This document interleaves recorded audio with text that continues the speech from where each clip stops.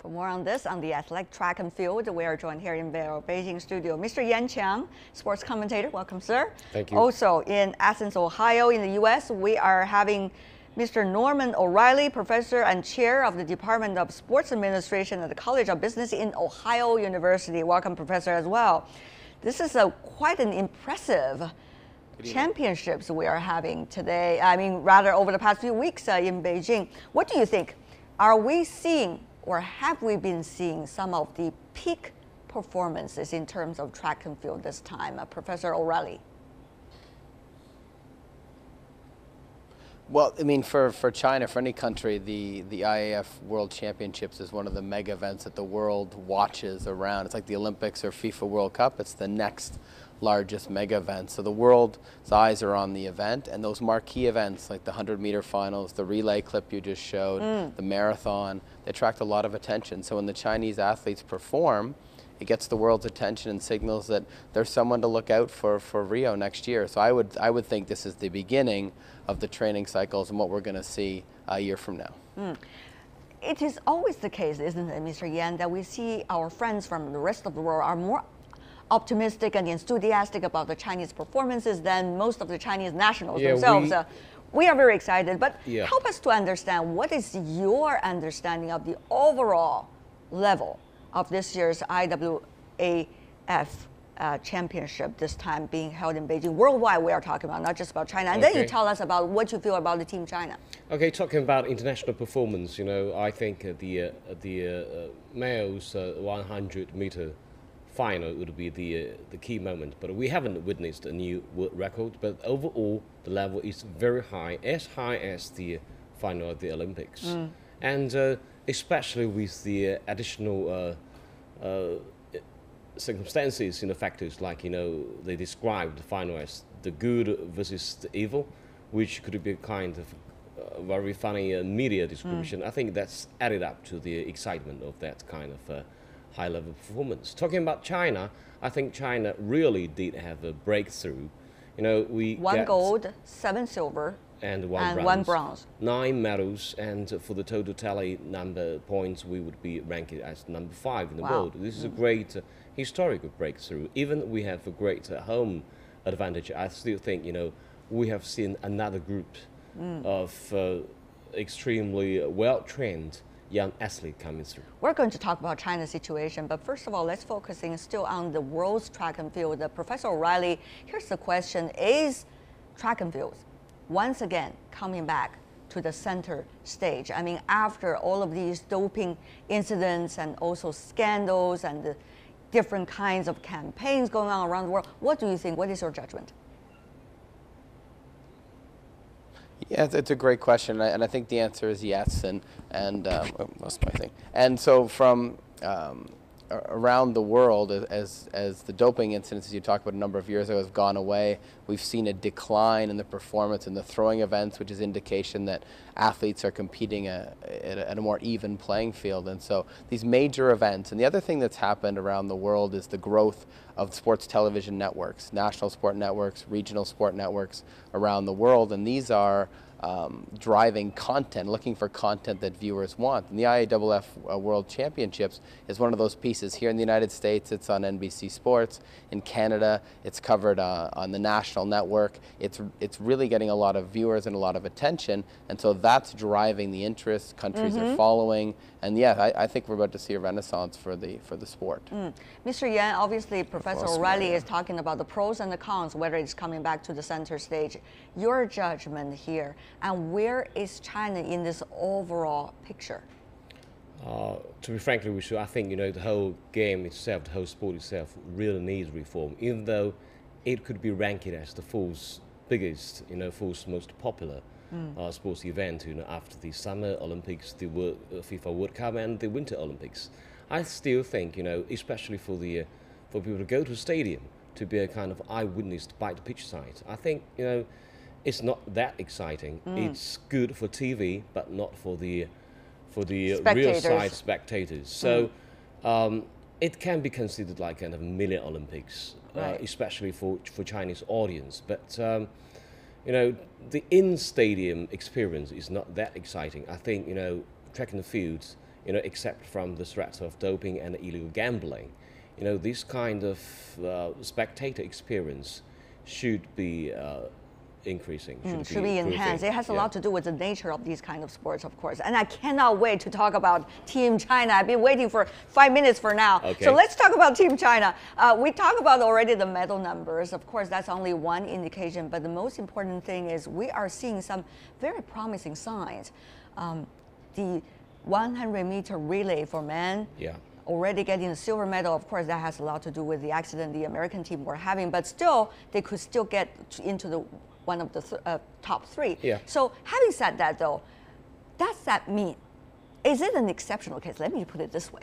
Is this an exceptional case, or this is going to be a signal of the overall level of China's track and field? If that's a signal, that's a very positive signal. What is for your the- judgment, whether it's a signal or not, or is it just an exceptional case? I agree with you. It's a positive signal, but it's a positive signal for the advantages of the state-owned, or we say the total nation sports system, which has been under serious criticism for the past 10 years. In my acknowledgement, the National Track and Field Center has concentrated all kinds of assets, investment, human resources for the past 5 years, according to this plan of the 15 and 16 plan, which put great focus on this IAAF championship and the next Olympics.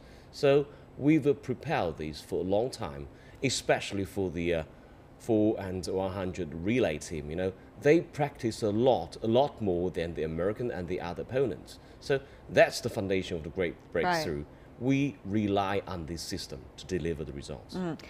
Professor O'Reilly, on that point, I really need to pose this question to you because we were joking here in China after the 100 relay match. Of course, it was an extremely exciting moment for many Chinese spectators, whether in front of TV or actually inside the stadium. But still, people are saying this has a lot to do with the techniques of how to pass the baton rather than one individual athlete's capability to compete against his partners and others. But for the American team and others, seem to be a different story. Everybody could be a hero in 100-meter dash, and yet their lack of the skills or lack of practices are working together. Professor O'Reilly, I want you to help us understand what is your understanding of the real situation. You watch Chinese teams also very closely. What do you think is the stage of the development for the Chinese track and field? Let's just take the 100 meters relay, for example. Professor. Yeah, it's a great question, and I would follow up on the previous answer and say just that medals are important, and the systems that countries put in place. In the United States, where sport is so profound, and there's the collegiate system, to your point, there's a lot of ways that athletes come up. But in other countries like Australia or China or England or Canada, the governments are quite involved. The U.S. is one of only a few countries in the world where the government doesn't support sport directly. And so in the systems like Canada or China or Australia, those systems really provide the focus. And medals are what gets the interest of the people in that country, so the Chinese people. I was at the 2008 Games, sat in the bird's nest for 4 days of track and field. I know that feeling of what it's like. That pride is what we want, and that pride is driven by medals. And then these systems are put in place which drive so that athlete has sports science, they have training, they're identified at a young age, they have the right nutrition, they have the best coaches, they have the best medical doctors, down the list you go, best recovery from injury. So the systems are putting everything in place. So in the specific example of the 4x100, China's not the first. You mentioned Japan. France has also done that in the past, where they're really focused, and they have obviously 4 elite runners amongst the best runners in the world, but with that little advantage of extra teamwork, extra time together, better batons, instead of being a few tenths of a second behind, if you, on pure running ability, you can move a few tenths of a hundredth of a second ahead. So it's not the first country that's happened with, and it's a great event to focus on. I mean, diving is another sport I've been involved with and is very big in China. You think of synchronized diving, the same idea, you can focus there, or do you focus on the individual? So it's a strategic choice to look where you can win a medal. Okay, Mr. Yan, I know you really want to say something. Yeah, I can follow up on that professor's statement. According to our experience here, our track and field national team, they have been training together for quite a long time, and they Quite a have long time, meaning 4 years? 4 or 5 7 years years? together, for 5 years together, and they have the great advantage of training abroad. Therefore, they could spend like 4 to 5 months a year to training in the States or in Australia, and having the direct guidance of the foreign advanced coaches. So I think this is the advantage of the system. But what do you think is the choice that we really need to make? Or Agreed. should we just go with the flow? Should we make the system change or have it more diversified? Or actually we can go with the flow because we're already seeing some early hanging fruit, shall we say? This is a kind of public decisions thing, you know. If the public still are interested in medals, so we have to keep this system running, especially for sports disciplines like diving, like track and field. You know, they cannot simply survive by themselves in the market. Right. But at the same time, we have to create another system, which means grassroots and the participating rate of the youngs, of the teenagers. Medals drives enthusiasm. Of course, we all know that, Professor O'Reilly. But the question is, will enthusiasm for the sport, at least for now, translated into long-term devotion by a people to these kind of sports? That's a big question mark. How you've been doing in your country, and how is that going to compare likely to China? Briefly, if you can, Professor. It's a great question. I've been involved with a lot of research on that exact research question around the world, not just in North America. And that the question is, it really often is, it's not a great driver for participation. It's a great driver for interest. There are a few cases where you see spikes in participation. There's a study in Canada, for example, and I was involved with Diving Canada, and after some gold medals, the participation interest goes up, but often it returns to where it was before. Where we really see the impact is on spectatorship and interesting and following. So if the goal is to leverage that medal for increased participation rates of youth, very challenging. However, on the spectatorship side, driving interest in social media, people to go to events, wanting to see it, learning, talking about, you know, Sue, your new 100-meter star, that's where you see the driver. So from a business perspective, you really look to try to drive the interest at that level, and then you have to do really, really tactical things, include like club level stuff, getting kids out to see the athletes, a chance to go into a local town and run with the stars, those kind of things, if you want to drive participation rates. So two different strategies for each of those outcomes. Yeah, Mr. Yan, obviously we could have many spectators, but still the sport is not being commonly practiced. So where's the solution for China as you see it? It's quite challenging, just as the professor explained. You know, we have done 2 recent researches into capital cities in China, Beijing and Shanghai. You know, the participating rate among the age group from 10 to 13 has been increasing for the past 5 years. But you're talking about soccer or? No, overall sports. Overall sports. But according to track and field, you know, the rate is decreasing.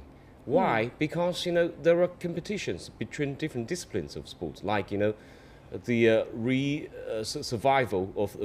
revival of football, of soccer. You know, they are taking away the time which should be allocated to the other disciplines, like diving or track and field. So we have this kind of internal challenge, and overall the participant rates of kids in track and field are far from promising. So I think, you know, this is the other system we have to strengthen. Certainly, we're going to cheer for those star athletes in the national team, but at the same time, we should also cheer in our community stadiums for those whoever is participating in these kind of sports. Tonight, you know. All right, I will, with that spirit, probably that would be the thing to do. All right, then I'll take advice. All right, Mr. Yan Qiang here with us in Beijing. Every time you give me a question, a big challenge. Thank you so much, sir. And also Professor Norman O'Reilly in the U.S. Ohio University. Thank you very much for being with us. Thank you. Thank you.